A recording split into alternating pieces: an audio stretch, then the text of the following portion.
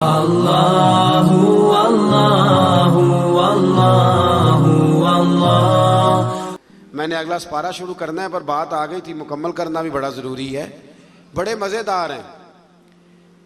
رمضان میں سحری کے لیے پوچھتے ہیں کہ جی ہم نے نہیں اعلان پہ بند کرنی، ہم نے تو اذان پہ، تو روزے میں اعلان پہلے ہوتا ہے، اذان بعد میں ہوتی ہے۔ جب افطار ہوتا ہے تو پھر پہلے اعلان ہوتا ہے، پھر وہ اس لیے پہلے اعلان ہوتا ہے کہ چلو اعلان کرنے والا بیچارہ بھی کھول لے روزہ، تو روزہ کھول کے 5-7 منٹ کے بعد اذان دیتا ہے نا، اتھے نہیں بندے مسئلہ پوچھتے تو یہ اعلان تے نہیں، اساں تے وہی بانگتے ہی کھولنا ہے۔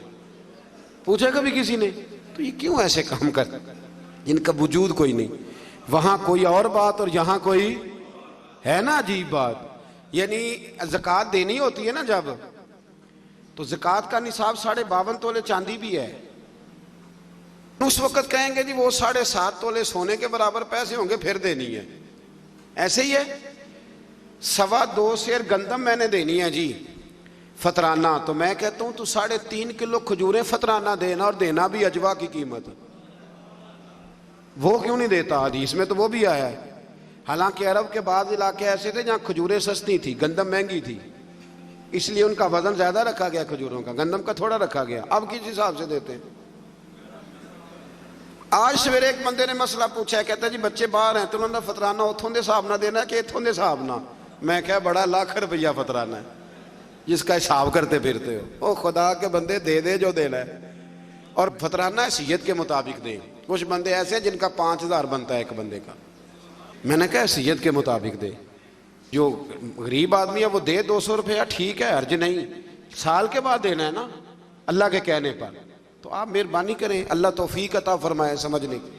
اس پارے کے شروع میں اللہ پر جھوٹ باندھنے اور حق کو جھٹلانے والوں کو جہنمی قرار دیا گیا ہے، جو حق کو جھٹلاتے اور سچے دین کو لے کے آنے والے یعنی رسول اللہ صلی اللہ علیہ وسلم اور ان کی تصدیق کرنے والے کو متقی کہا گیا ہے۔ تصدیق کرنے والے حضرت ابوبکر صدیق ہیں، حضور سچ لے کے آئے اور جناب صدیق اکبر نے اس کی تصدیق کی۔ یہ کم و بیش تمام مفسرین نے حضرت صدیق اکبر کا نام ہی لکھا ہے۔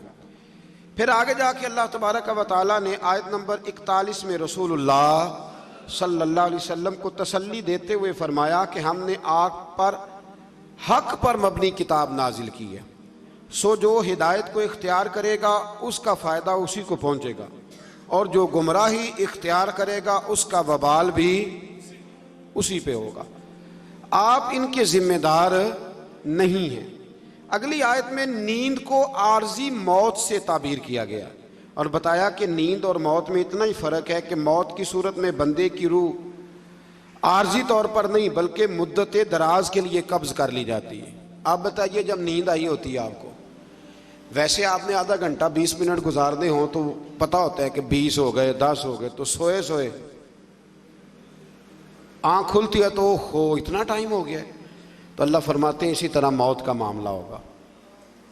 کچھ لوگ نا قبروں سے اٹھائے جائیں گے، تو ایک روایت میں یوں بھی آتا ہے کہ جب قبروں سے اٹھائے جائیں گے تو وہ کہیں گے اوہو میں تو زور پڑھ کے سویا تھا کہ عصر کا ٹائم ہو گیا ہے۔ اور کچھ ایسے ہوں گے جن کے لیے 50,000 سال کا دن ہوگا۔ دعا فرمائیں اللہ ہمیں رحمت والے لوگوں میں شامل فرمائے، جن پہ وہ رحمت کرے ان میں ہمارا شمار فرمائے۔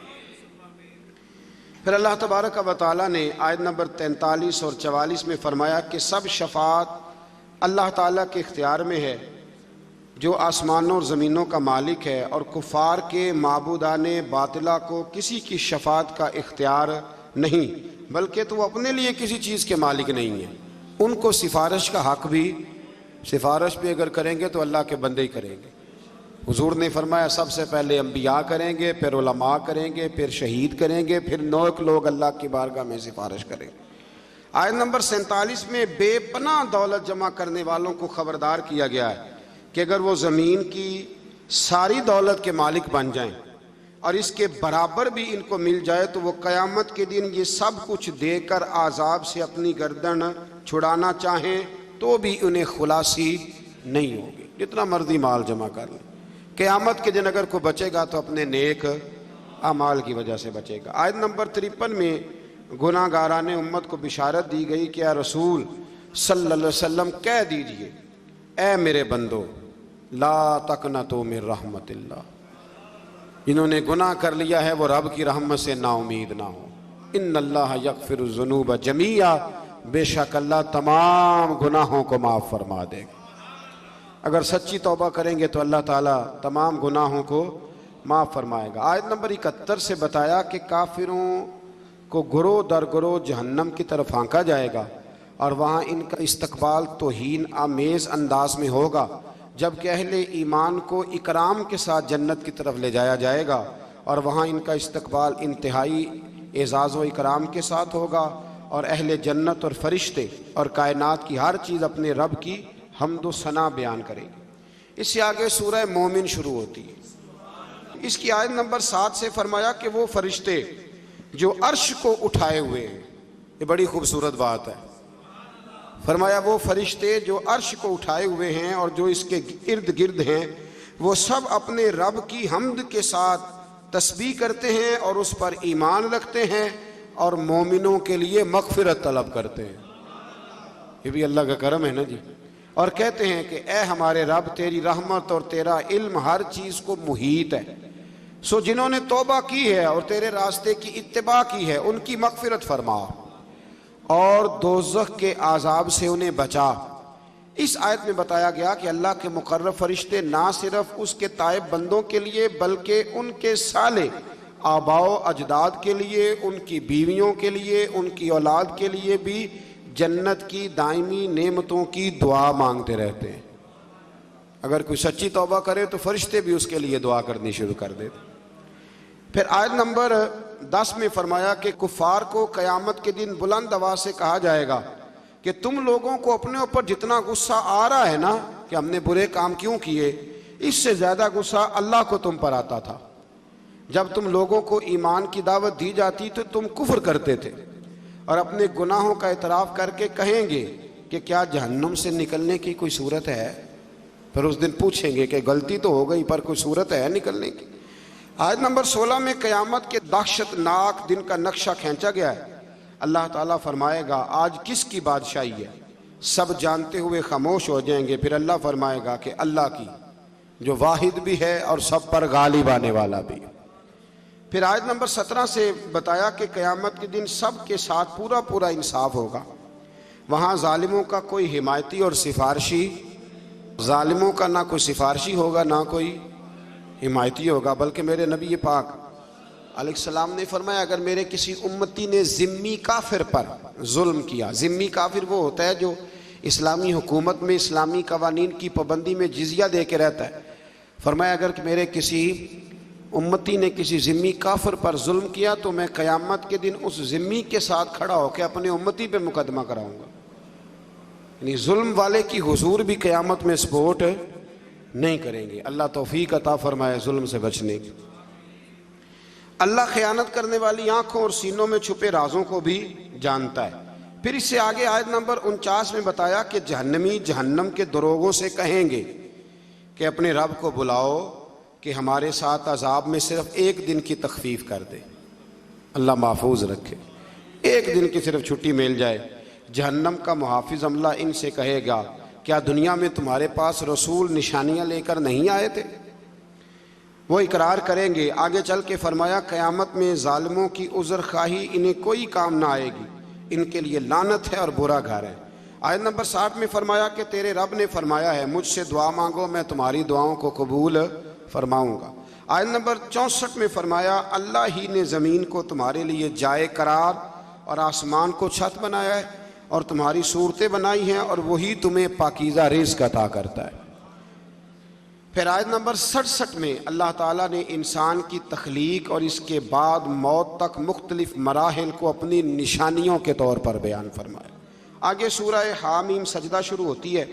اس کی آیت نمبر 5 میں کفار کو انتہائی سرکشی کی کیفیت کو بیان کرتے ہوئے فرمایا اور انہوں نے کہا جس دن کی طرف آپ ہمیں بلا رہے ہیں ہمارے دلوں میں اس پر پردے پڑے ہوئے اور ہمارے کانوں میں ڈانٹ ہے اور ہمارے اور آپ کے درمیان حجاب ہے، سو آپ اپنے کام سے کام رکھیے اور ہم اپنے ڈھپ پر کاربند رہیں گے، یعنی وہ کسی بھی طور پر قبول حق کے لیے تیار نہ ہوئے۔ کہنے لگے جی ہمیں نہیں آپ کی باتوں کی سمجھ آتی، ہماری آنکھوں پہ پردے ہیں۔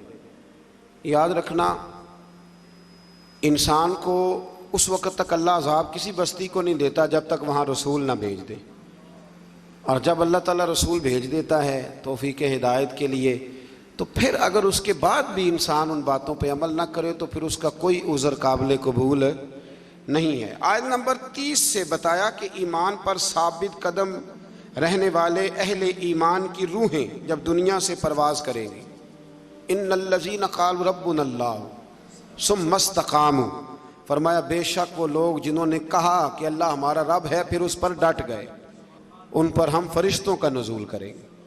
بعد مفسرین نے لکھا ہے کہ یہ موت کے وقت فرشتے آئیں گے، لیکن حضرت علامہ محمود آلوسی اندلسی، امام سیوطی اور دیگر بہت سارے مفسرین کہتے ہیں موت کے وقت نہیں، مومن جب بھی ڈٹ جاتا ہے اللہ فرشتے بھیج دیتا ہے۔ مومن جب بھی ڈٹ جاتا ہے اللہ فرشتے، یہ لفظ بھی آپ نے سمجھنا ہے۔ یہ نہیں فرمایا کہ فرشتے آئیں گے تو تم نے ڈٹنا ہے، فرمایا ڈٹنا پہلے تم نے خود ہے، پھر اللہ فرشتے بھیجے گا۔ حق پہ ڈٹ جاؤ، اللہ تمہاری مدد کے لیے، اقبال نے کہا تھا تو فضائے بدر پیدا کر، فرشتے تیری نصرت کو اتر سکتے ہیں گردوں سے کتار اندر کتار، اب بھی وہ اتر آئیں گے، لیکن شرط یہ ہے کہ تو اس طرح کا ایمان پیدا کر۔ فرمایا فرشتے نازل ہوں گے اور کہیں گے کہ تم نہ کسی آنے والی بات کا خوف کرو، نہ کسی گزشتہ بات کا رنج اور ملال، اور اس جنت کی بشارت سنو جس کا تم سے وعدہ کیا گیا۔ اور پھر انہیں بتایا جائے گا کہ اللہ غفور الرحیم نے ان کے لیے جنت میں ضیافت کا اہتمام کیا ہے۔ بڑی خوشی والی بات ہے، یعنی رب فرماتا ہے میں جنت میں تمہارا میزبان بنوں گا، میں تمہارا میزبان ہوں جنت میں۔ تو جتنی شان والا میزبان ہے، میزبانی بھی اتنی شان والی فرمائے، اور وہاں جس نعمت کی بھی خواہش کرو گے تمہیں وہ دستیاب ہو جائے گی۔ آیت نمبر 34 میں بتایا نیکی اور بدی برابر نہیں ہیں، اور دوسروں کی بدی کا جواب نیکی سے دو۔ اللہ فرما رہا ہے بدی کا جواب نیکی سے دو، اس کے نتیجے میں تمہارا مخالف تمہارا سرگرم اور پرجوش دوست بن جائے گا۔ اگر تم جواب نیکی سے دو گے نا، میرے پاس وقت نہیں ورنہ یہاں کچھ حدیثیں پڑھتا جن میں نبی پاک علیہ السلام نے ان لوگوں سے نیکی کی جو بظاہر ظلم کرنے آئے تھے۔ حضور نے نیکی کی تو وہ میرے رسول کے غلام بن گئے، وہ نبی کریم کے غلام بن گئے۔ آیت نمبر 39 سے اللہ تعالیٰ نے حیات بعد الموت کے ثبوت کے لیے حصی مثال دی کہ تم دیکھتے ہو زمین خشک بنجر اور غیر آباد ہوتی ہے، یعنی بے جان ہوتی ہے، تو ہم اس پر بارش کا پانی نازل کرتے جس کے ذریعے وہ سرسبز اور شاداب ہو جاتی ہے، اور نمو یعنی نباتات اگانے اور بڑھانے کی صلاحیت اس میں پیدا ہو جاتی ہے۔ تو جو زمین کے لیے حیات ہے، فرمایا پس جو اللہ بے جان زمین میں جان ڈال دیتا ہے وہی آخرت میں مردوں کو بھی زندہ فرما دے گا۔ اور کئی دفعہ زمین میں جان ڈلتی ہے، ایک دفعہ بالکل صحیح ہو جاتی ہے، پھر ہل چلائیں، پھر بیج ڈالیں، پھر جان ڈل جاتی۔ اسی طرح مرنے کے بعد بھی اللہ دوبارہ انسانوں میں جان پیدا کرے گا۔ آیت نمبر 42 میں قرآن کی شان اعجاز کو بیان کیا کہ اس میں کسی بھی جانب سے باطل کی کوئی آمیزش نہیں ہو سکتی، یہ سراسر حق ہے، قرآن سراسر حق ہے۔ میری یہ خواہش ہے، یہ نہ سنت ہے قیام اللیل آخری 10 راتوں کا، آپ اپنے اپنے گھروں میں یا اپنی اپنی مسجدوں میں کم از کم طاق راتوں میں رات کو کچھ دیر کے لیے جلدی ضرور اٹھیں، ساری رات ہو سکے تو بڑا ہی اچھا ہے۔ حضرت عائشہ کہتی ہے نبی پاک صلی اللہ علیہ وسلم نفل کے لیے پابند نہیں کرتے تھے، پر رمضان کی آخری 10 راتوں میں کہتے تھے اٹھو، خواتین بھی کوشش کریں۔